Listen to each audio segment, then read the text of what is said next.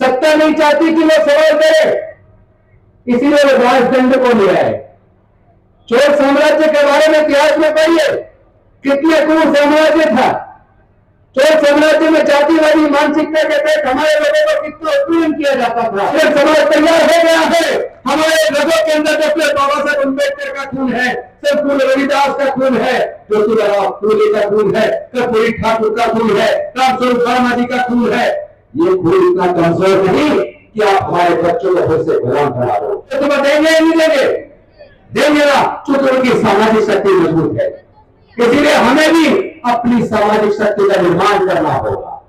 हमें अपनी सामाजिक शक्ति का निर्माण करना होगा। नेताओं के गले में माला डालना बंद कर दो। चलो जी। इसी कड़ी में मेरे साथ पूर्व कैबिनेट मंत्री राजेंद्र पाल गौतम जुड़ गए हैं, जिनका भाषण अभी मंच पर हुआ था और उन्होंने जिस प्रकार से वर्तमान सरकार को घेरा, इससे लग रहा है कि आने वाले समय पे जो बहुजन समाज की एकाकी बन रही है, उसमें कहीं ना कहीं बहुजन महापुरुषों का जो कहना था, जो कथन था, वो कहीं ना कहीं निकट भविष्य में साक्षात होता हुआ दिखाई दे रहा। मंत्री जी, बाई रोड आए और डर नहीं लगा? बिल्डोजर बाबा का खतरा, यूपी में तो बड़ा खतरा है, कैसे?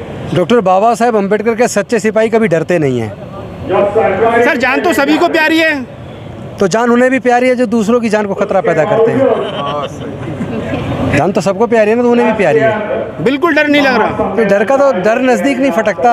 अम्बेडकर वादियों के जो बुद्ध को मानने वाले लोग हैं, उनके नज़दीक डर नहीं फटकता है। इस प्रकार के आयोजन करके, बड़े बड़े आयोजन करके, आज आपने गोरखपुर में बाबा आदित्यनाथ योगी की ये नगरी है, हिंदुओं का गढ़ है। नगरी तो ये नगरी आदित्यनाथ जी की नहीं है, ये बौद्ध नगरी है, बुद्धिस्ट सर्किट है। आप कभी ध्यान से देखिए, उधर सांची से लेके, इधर कुशीनगर से लेके, सारनाथ से लेकर और फिर आगर बोध गया, राजगीर, ये पूरा बुद्धिस्ट सर्किट है।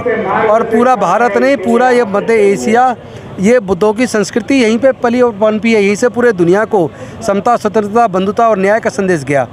और प्रज्ञा के ऊपर आधारित ज्ञान, वैज्ञानिक दृष्टिकोण, जिसको पूरी दुनिया ने स्वीकार किया और तरक्की की। तो ये सर्किट हमें बार बार याद दिलाता है कि पूरा भारत बौद्ध में था, हमारे पूर्वज बौद्ध थे।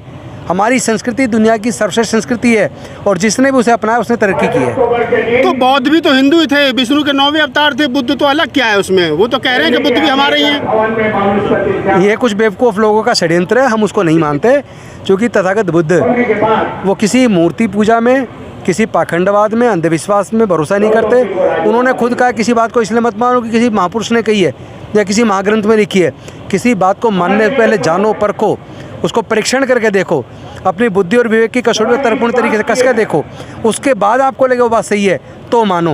यही अंतर है जो धम्म में और धर्म में अंतर पैदा करता है। नहीं, आप लोगों ने ऐसा, उधर जो लोग सरकार में बैठे हैं वो लोग कह रहे हैं कि हम हिंदू राष्ट्र बनाएंगे, आप लोग बाहर खड़े होकर के कह रहे हो कि हम बौद्ध राष्ट्र बनाएंगे। तो संविधान की बात तो ना वो कर रहे हैं ना आप कर रहे हो। आप भी गैर संवैधानिक बात करो, वो भी गैर संवैधानिक। नहीं, आप पहली बात तो समझ लीजिए, धर्म में और धम्म में अंतर है। हम धम्म की बात कर रहे हैं, धर्म की बात नहीं कर रहे। हम हिंदू, मुस्लिम, सिख, ईसाई की तरह कोई राष्ट्र बनाने की बात नहीं कर रहे। हम तो ये कह रहे हैं कि एक ऐसा भारत बने, डॉक्टर बाबा साहब अम्बेडकर के सपनों का भारत, जिसमें समता, स्वतंत्रता, बंधुता और न्याय की बात हो, जिसमें प्रज्ञा के ऊपर आधारित ज्ञान की बात हो, जिसमें अंधविश्वास, पाखंडवाद के लिए कोई स्थान ना हो, जिसमें सबको समान दृष्टिकोण से देखा जाए, जिसमें सबके लिए समान रूप से आगे बढ़ने के अवसर हो।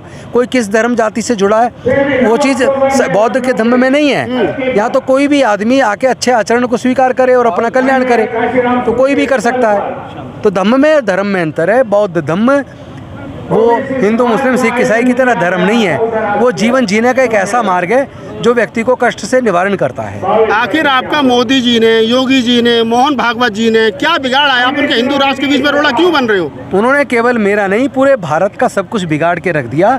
भारत की संस्कृति को प्रदूषित कर दिया। भारत में फिर से विषमता का शासन वो लाना चाहते हैं। भारत के संसाधनों को इन्होंने बेच दिया। भारत देश के अंदर वो नफरत पैदा कर रहे हैं। और भारत अगर जाति धर्म के नाम पे इस तरह, जिस तरह वो बांट रहे हैं, अगर इस तरह बढ़ गया तो क्या भारत एकजुट रहेगा?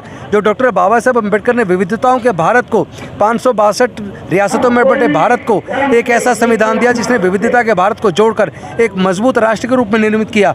लेकिन ये लोग फिर से भारत को तोड़कर उसी तरह की रियासतों में बांटना चाहते हैं, धर्म और जाति के नाम पर बांट के टुकड़े करना चाहते हैं। वो हमें हमें स्वीकार नहीं है और हम होने भी नहीं देंगे। नहीं, आप नहीं होने देंगे। आज यहाँ 50,000 लोगों ने आदित्यनाथ योगी के गढ़ में बौद्ध धर्म की दीक्षा ली है। इससे पहले मेरठ में, उससे पहले, और अभी आपने घोषणा एक और कर दी। अभी तो यही सरदर्द खत्म नहीं हो रहा योगी जी का और मोदी जी का कि 50,000 लोगों ने आज ये धर्मांतरण कर दिया या घर वापसी कर ली। अब आपने रामलीला मैदान का और बनारस की भी घोषणा कर दी है। देखिए, हम किसी को सरदर्द पैदा नहीं कर रहे। अब कोई खुद ही बीमारी अपने अंदर पैदा कर ले तो उसका इलाज नहीं है। उनको चाहिए राग द्वेष लोभ मोह और अहंकार से मुक्त हो जाएं, तो उनका दर्द अपने आप खत्म हो जाएगा, निवारण हो जाएगा। हमें दर्द क्यों नहीं है?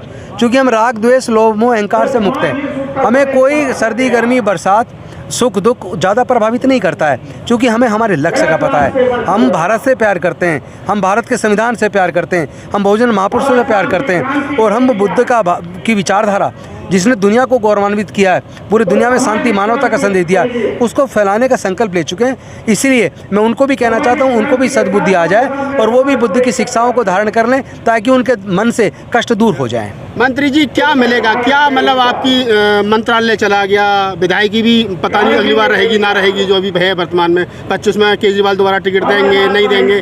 मंत्रालय चला गया, लोग विधायक बनने के लिए धर्मांतरण कर लेते हैं। आप मंत्री पद छोड़ दिया, विधायकी पे भी खतरा लटक रहा है। क्या फ़ायदा आपको, व्यक्तिगत क्या फ़ायदा है?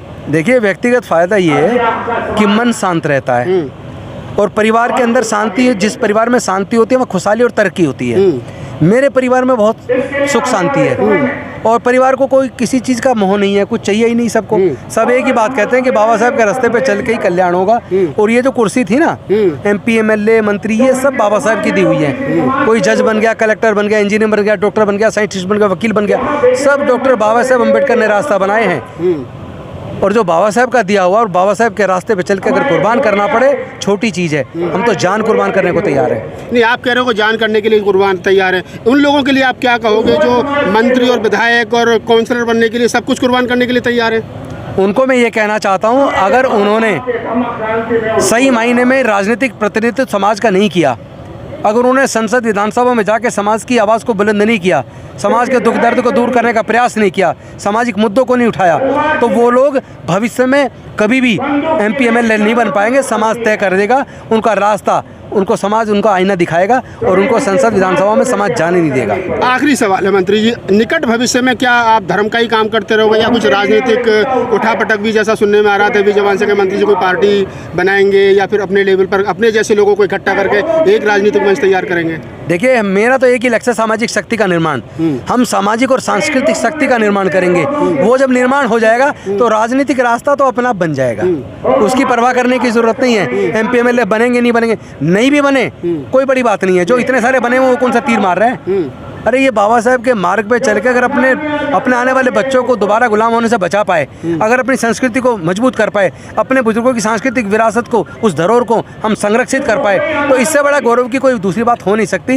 ये MP MLA वो छोटी टेम्परेरी कुर्सियाँ हैं, आती जाती रहती हैं, लेकिन जिस कुर्सी की तरफ हम बढ़ रहे हैं वो बाबा साहब की दी हुई है, वो भारत को बौद्धमय करने की है, भारत को गौरवान्वित करने की है। उससे बड़ी कुर्सी किसी राजनीतिक सत्ता से हासिल नहीं हो सकती। मंत्री जी, एक सवाल और है, जैसा कि आपने अभी अपने संबोधन में कहा कि सरकार में जो लोग यहाँ बैठे हैं, चाहे प्रधानमंत्री हैं, चाहे मंत्री हैं, चाहे मुख्यमंत्री हैं, वो जब विदेश में जाते हैं तो कहते हैं बुद्ध की धरती से आए, और यहाँ उन्होंने बुद्ध के खिलाफ युद्ध छेड़ रखा है। तो क्या मजबूरी है? चेहरे पे चेहरा लगा करके सरकार क्यों? देखिए, ये जो सरकार सत्ता में है या ये जो पॉलिटिकल पार्टी है, ये सब लोग बाबा साहब को भी अलग अलग तरीके से सत्ता पाने का हथियार के तौर पर इस्तेमाल करते हैं। और ये ऐसे लोग हैं जिन्होंने आजकल राम को भी एक आतंक का पर्याय बना दिया है। लोग कई जगह देखते हैं, आप वीडियो देखेंगे कि मार रहे हैं, किसी को पीट रहे हैं और बोल रहे हैं जय श्री राम या जय श्री राम के नारे लगा रहे हैं। यहाँ तक कि अभी जो रेल एक्सीडेंट हुआ उड़ीसा के अंदर, वहाँ डेड बॉडीज़ को उसमें ट्रक में ऐसे फेंक रहे हैं जैसे कोई गठरी, कपड़ों की गठरी को फेंक रहा हो, और वहाँ भी वही नारे लगा रहे हैं। यार क्यों आप लोग, मतलब कि आपका बिल्कुल दिवालिया हो गए हो क्या? आप लोगों ने तो मतलब